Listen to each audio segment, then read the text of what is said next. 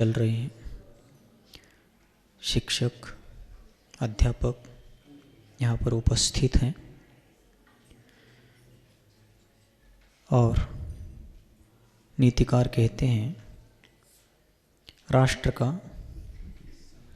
समाज का, संस्कृति का और संस्कारों का संरक्षण करने का बहुत बड़ा दायित्व एक शिक्षक के ऊपर होता है। शिक्षक पूर्ण समर्पित हैं, कर्तव्य के प्रति, दायित्व के प्रति पूर्ण वफादार हैं और अपनी जिम्मेदारी को पहचानता है तो वह प्राणपण से अपने दायित्व का निर्वाह करता है। लेकिन सबसे महत्वपूर्ण बात यह है कि शिक्षक विद्यार्थियों को जिस बात को पढ़ाना चाहता है, समझाना चाहता है,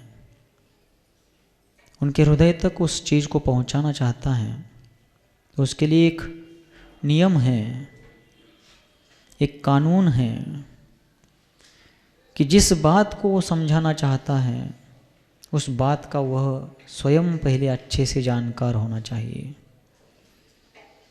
उस विषय में वह परिपक्व होना चाहिए, उस विषय पर उसका गहन चिंतन मनन होना चाहिए।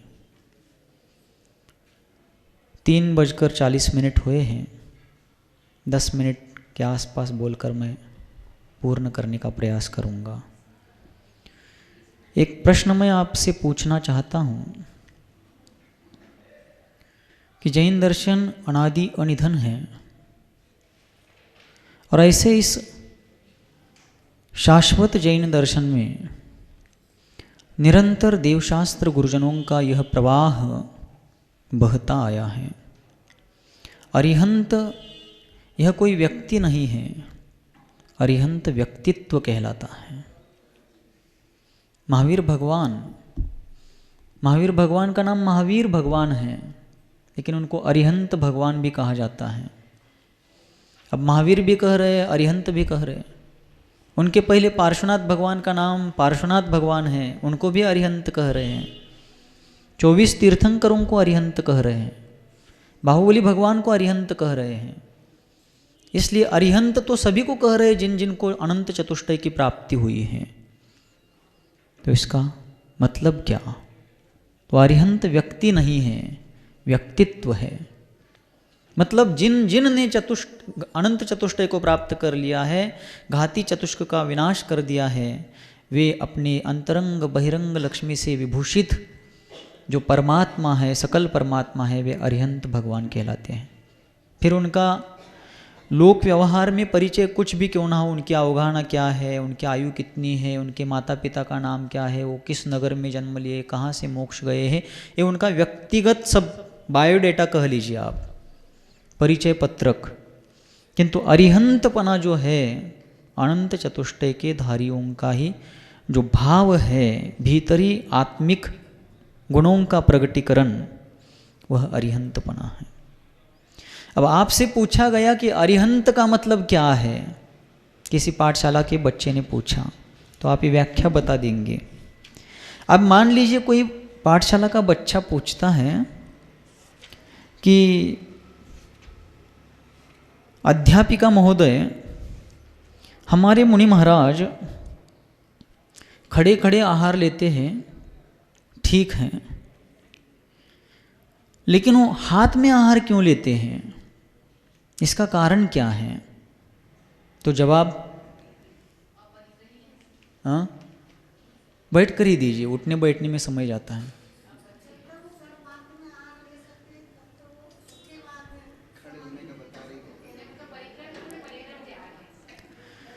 तो कोई प्रश्न दे देंगे, उत्तर दे देंगे कि उनके पास कोई परिग्रह नहीं है, संपूर्ण परिग्रह का त्याग है, इसलिए वो कर पात्र में आहार लेते हैं। तो बालक बहुत जिज्ञासु हो सकता है, वो पूछ सकता है कि एक परिग्रह का उन्होंने त्याग किया, इसलिए पात्र में भोजन नहीं ले रहे हैं, लेकिन नीचे तसला तो रखा है वो पात्र पानी गिरने के लिए, तो उसका आलम्बन लेने के बजाय श्रावक ही वो पात्र नीचे रख रहा है। तो श्रावक के घर में जहाँ भोजन के लिए गए हैं वही का एक थाली श्रावक दे देगा उतने देर तक उस थाली में भोजन करके पुनः थाली वही छोड़ करके चले जाए वे, नीचे पात्र का उपयोग कर ही रहे हैं, तो दिक्कत क्या है? हाँ, मुनि महाराज के लिए हो रहा है ना, और श्रावक ने दिया है, आपने रखा है, तो नीचे घमेला रखने के बजाय, वो तसला पात्र रखने के बजाय श्रावक एक थाली ही लगा दे सीधा, कहाँ दिक्कत है? कटोरा दे दे शुल्लक जी को जैसा है। नहीं, हम ले नहीं जाएंगे, मुनि महाराज ले नहीं जाएंगे, लेकिन वहाँ आहार करने तक के लिए दे दे, तो आप जवाब, परिग्रह नहीं है। महाराज को जिस प्रकार नीचे पात्र रखा है उसी प्रकार थाली लगा दे श्रावक, ऐसा पूछा गया। अब अच्छा चलो, कोई कहता है कि थाली, अब कोई जवाब दे देंगे कि थाली लगाने पर श्रावक इकट्ठा सब परोस देगा और उसमें बाल वगैरह आ जाए तो उसमें अंतराय होने के कारण बहुत सारा वेस्ट हो जाएगा, अनर्थ दंड हो जाएगा, थाली में जूठन रह जाएगी इत्यादि सब दे दिया जाएगा। तो बालक पुनः बहुत जिज्ञासु है, कह सकता है नहीं, हाथ में एक एक ग्रास देते वैसे श्रावक थाली में एक एक ग्रास रखता जाएगा, महाराज उठाकर खा ले। अब हाँ, अनाशक्त भावना नहीं, एक एक ग्रास उठाकर खा ले, हम ज्यादा नहीं परोसेंगे। तो इसका जवाब है, ये तो जवाब नहीं हो सकता। तो इसका उत्तर ये है कि बेटा थाली में ज़्यादा परोसेंगे तो जूठन रह जाएगा, अंतराय आ जाएगा, तो अनर्थ हो जाएगा, इस मतलब वेस्टेज हो जाएगा, अनर्थ दंड में आ जाएगा, इसलिए वो एक एक ग्रास हाथ में देते हैं। यह तो है सब सही है, परिग्रह स्वीकारते नहीं, कर पात्र में आहार लेते हैं, ये सब ठीक है, लेकिन उसका मुख्य रीज़न ये है, पैरों में खड़े रहने की शक्ति जब तक है तब तक खड़े रहकर लेते हैं, ये तो पैरों का हो गया। और साथ साथ जब वीकनेस बहुत आ जाती है, आप लोगों ने अनुभव किया होगा, कभी दशलक्षण में उपवास एकाशन आदि करते तो हाथ कांपने लगते हैं, थरथराने लगते हैं। तो जब तक पैरों में खड़े रहने की, बिना आलंबन से खड़े रहने की शक्ति है तब तक खड़े रहेंगे। और हाथ भी अपने आप से उठकर जब तक मुंह तक जा रहा है, अपने आप से अंगुष्ठ चलकर ऐषणा समिति का पालन हो रहा है, सतर्कता पूर्वक अपने मूल गुणों का पालन किया जा रहा है, स्वावलंबन पूर्वक, तब तक ही हम आहार करेंगे। ये पूर्ण स्वावलंबन के अपेक्षा से स्थिति भोजन है और कर पात्री है। हाँ, परिग्रह का त्याग, अनर्थ दंड का त्याग, ये तो सब चीज़ आ ही गई उसमें, लेकिन मुख्य हाथ में, क्योंकि बालक पूछ रहा है नीचे पात्र रखने के बजाय थाली लगाओ, पात्र में तो पानी गिर ही रहा है, उसके बजाय थाली में गिर जाए, और सारा परोसने के बजाय हम एक एक ग्रास परोसते जाएंगे, महाराज उठाकर खा ले। लेकिन उसका कारण ये है कि पूर्ण स्वावलंबन, और इसलिए है कि जब शक्तिपात हो जाएगा शरीर से, शरीर अब आगे साथ नहीं देगा, तब पराश्रित होकर के और धर्म की विराधना करने के बजाय जब तक शरीर खुद स्वावलंबन से काम करने में समर्थ है तब तक मैं साधना करूँगा, जब ये छोड़ देगा तब समाधि मरण को स्वीकार करूँगा, लेकिन परावलंबी नहीं बनूँगा। ये है, अब ये इसका उत्तर है। अब कोई पूछता है कि जैनियों के पास तो करोड़ों रुपए दान देने में पैसे हैं और इनके महाराज नंगे घूम रहे हैं। अजैन व्यक्ति पूछने लगा, आपको क्यों घुमाते हैं आप नंगे अपने महाराजों को? ये सार्वजनिक विषय नहीं है। आज की तारीख में वो अपने हिसाब से प्रश्न पूछे, जवाब नहीं, पहले से चला आया है। क्या पहले से चला आया है? दिगंबरत्व जो है उसकी महिमा बताइए, निर्ग्रंथता की आवश्यकता क्या है उसकी महिमा बताइए। अजैनों की बात छोड़ दीजिए, आज हमारे जैनियों में ही कितनी विसंगतियाँ आ गई।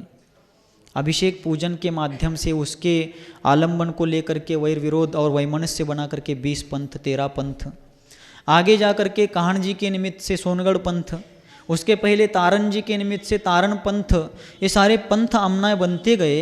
लेकिन मूल पूर्वाचार्य प्रणीत आगम ग्रंथों की जो धारा है उसकी शिक्षा प्रामाणिक रूप से कहाँ दी जा रही है? पाठशाला में बच्चों को पढ़ाना है, लेकिन पूछा गया आपको क्या आत्मा त्रैकालिक शुद्ध है? वो कैसा है बताइए, किस अपेक्षा से त्रैकालिक शुद्ध है? क्या सर्वथा त्रैकालिक शुद्ध है? सर्वथा पूर्ण निरपेक्ष त्रैकालिक शुद्ध है? हाँ, शुद्ध द्रव्यार्थिक नहीं की अपेक्षा से शुद्ध निश्चय नय की अपेक्षा से आत्मा त्रैकालिक शुद्ध है, मतलब स्वरूप की अपेक्षा से। लेकिन वर्तमान परिस्थिति संसार दशा की अपेक्षा से ना आत्मा भूतकालीन पर्यायों में शुद्ध था, ना वर्तमान पर्याय उसकी और वर्तमान द्रव्य शुद्ध है, ना जब तक सिद्धावस्था प्रगटती है तब तक वह आत्मा शुद्ध है। स्वरूप उसका बिल्कुल शुद्ध है, मूल स्वरूप, लेकिन वर्तमान में वो शुद्ध बचा नहीं है। अनादिकालीन कर्म किट्टिमा, कर्म कालिमा उसमें मिली हुई है। सभी बातों को लेकर चलिए। गुरुदेव आचार्य भगवंत समंत भद्र जी महाराज ने कहा निरपेक्ष नया मिथ्या। समझ में आ रहा होगा? कहाँ ऊँसा ही जा रहा हो? आ रहा हो? हाँ, तो व्यवस्थित सुनने का प्रयास करिए। अब समंत भद्र गुरुदेव कहते हैं कि निरपेक्ष नया मिथ्या, निश्चय निरपेक्ष व्यवहार भी मिथ्या नय है, व्यवहाराभास कहलाएगा।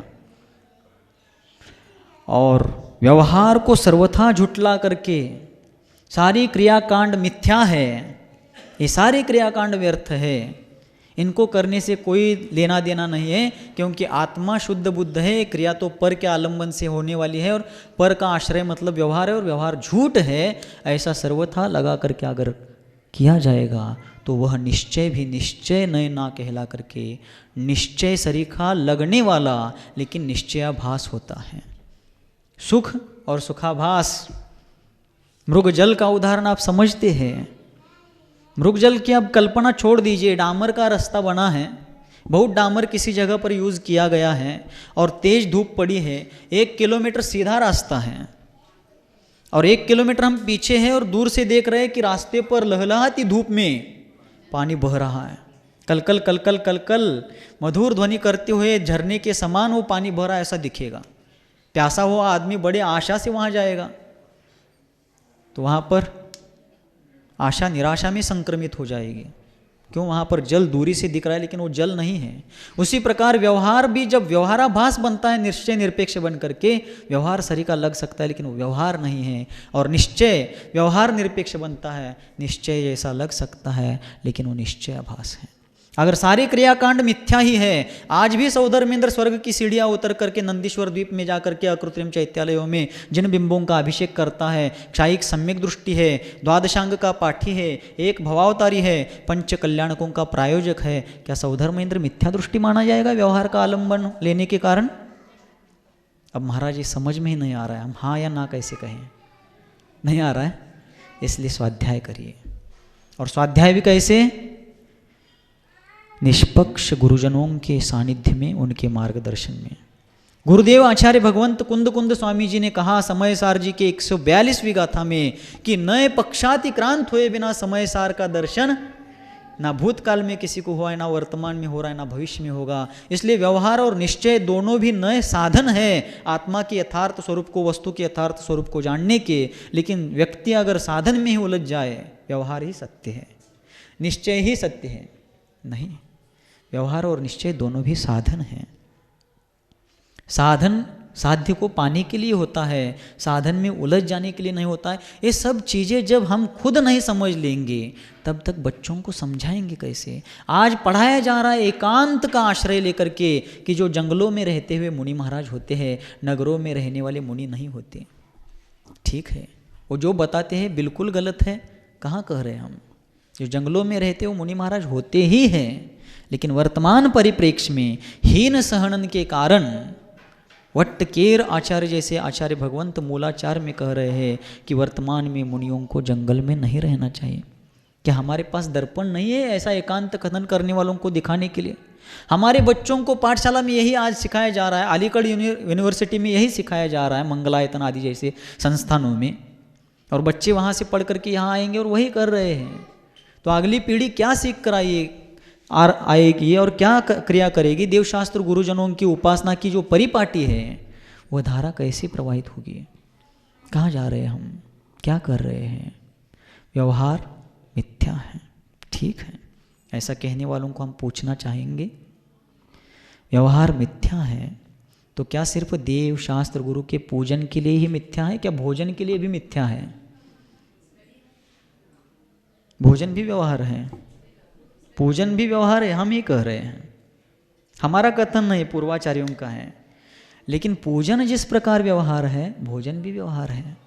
और विवेकी बुद्धि, जिसको शास्त्र का बिल्कुल ज्ञान नहीं लेकिन भद्रात्मा है, वो भी निष्पक्ष रूप से कह सकेगा कि पूजन में अगर हेयपना है तो पूजन से ज़्यादा हेय भोजन है, क्योंकि पूजन में गुणानुराग है और भोजन में विषयानुराग भी हो सकता है, होता है। अब जो ज़्यादा है उसको छोड़ने की कोई चर्चा नहीं है, और जो कथनचित परम उपादेय है, कथनचित हेय होते हुए भी कथनचित परम उपादेय, उपादेय ही नहीं परम उपादेय है, उसको हेय कह करके आज भ्रम फैलाया जा रहा है। तो इन सभी चीज़ों को आज बच्चों के ऊपर इस प्रकार विपरीत रूप से अंकित किया जा रहा है कि भावी पीढ़ी जैनत्व को ही खो दे, निष्क्रिय बन जाए। धर्म द्रव्य, अधर्म द्रव्य, आकाश द्रव्य, काल द्रव्य चारों अनादि अनंत निष्क्रिय है। ये जीव होकर भी, संसारी होकर भी एक प्रकार से निष्क्रिय हो जाए, इस प्रकार का भीतर घात हो रहा है। तो पाठशाला की शिक्षिकाएं अच्छी तरह से पढ़ेंगी। जिनेश्वर भगवान ने 7 तत्वों का उपदेश दिया। कितने तत्वों का? जीवा जीवाश्रव बंध संवर निर्जरा मोक्षास तत्वम। 2000 साल के पहले, 2000 साल के आसपास आचार्य भगवंत उमा स्वामी जी महाराज ने सूत्र तीर्थंकर भगवान की वाणी के अनुसार दिया। तत्व ना 6 होते हैं ना 8 होते हैं, तत्व 7 ही होते हैं। व्यवहार चारित्र पूर्वक निश्चय चारित्र होता है। बहिरंग चारित्र के प्रगटने के कारण अंतरंग चारित्र प्रगटता है, क्योंकि अंतरंग चारित्र प्रगटने के बाद बहिरंग चारित्र अगर प्रगटता हो तो पहले श्रावक दशा में चारित्रधारी होना चाहिए, फिर निर्वस्त्र निर्ग्रंथ दशा उसकी आनी चाहिए। ऐसा है नहीं। साधन पूर्वक साध्य होता है, व्यवहार पूर्वक निश्चय होता है। इन सभी चीज़ों को आप लोग समझने का प्रयास करिए, निष्पक्ष होकर के। ना व्यवहाराभासी होना है, ना निश्चयाभासी होना है, और ना दोनों को लिपट करके बैठना है। दोनों की सहायता लेकर के परम पारिणामिक स्वभाव स्वरूप परमात्मा दशा को पाने के लिए सब कुछ उपक्रम चल रहा है। इसलिए हमें अगर आगे बढ़ना है, चारों अनुयोगों का अध्ययन करना नितांत अनिवार्य है, और पूर्वाचार्य प्रणीत दिगंबर निर्ग्रंथ आचार्यों के ग्रंथों को पढ़ना नितांत आवश्यक है। आज विडंबना ये है, संस्कृत की चर्चा तो बाद में, हिंदी भी आज अंग्रेजी माध्यम के प्रभाव से जानने में आज लोग हिचक रहे हैं, और संस्कृत की चर्चा कैसे करेंगे? संस्कृत भाषा का ज्ञान हो तो पूर्वाचार्यों की मूल टीकाएं पढ़ सकेंगे, प्राकृत गाथाओं को पढ़ सकेंगे, और आचार्य स्वयं क्या कह रहे खुद जान पाएंगे। आज अनुवाद में नीचे जो टीकाओं का, गाथाओं का अनुवाद, बोर हो रहा है क्या? राजा रानी की एक कहानी सुनाऊं?